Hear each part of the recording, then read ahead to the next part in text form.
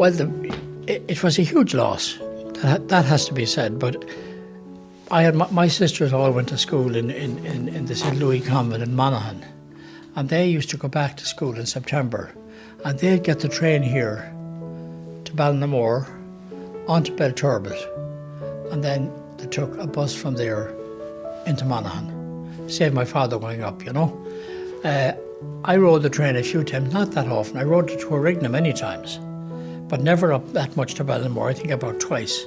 But you know, if it was there now, you'd nearly live on it because it's a great memory.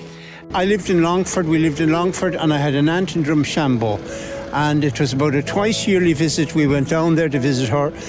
Visit her was one of the highlights, but not the biggest highlight was waiting for the train to come in on the narrow gauge into Drumshanbo.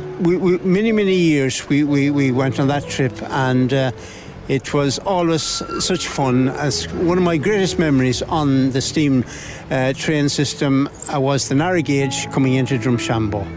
And within 6 weeks of it closing, everything was lifted, and you had all of the journey from here to Ballinamore along the left-hand side of the road mainly, all of those were lifted. They were pre-sold actually, and even that engine I spoke about, I went to the museum in New Jersey. The railway closed in March '59, and that engine arrived in New York in July '59. So it was a fact. They were immediately they got rid of everything. So there was really no going back. Now to try and resurrect that today, even on a small section of it, you have all the permanent way, as we call it. That's all owned by different people, you know, and you have no chance of doing it. And I'd love to see it going from here to Origna, but it's only in my memory now, you know. Well, who knows what the future might hold? You never know.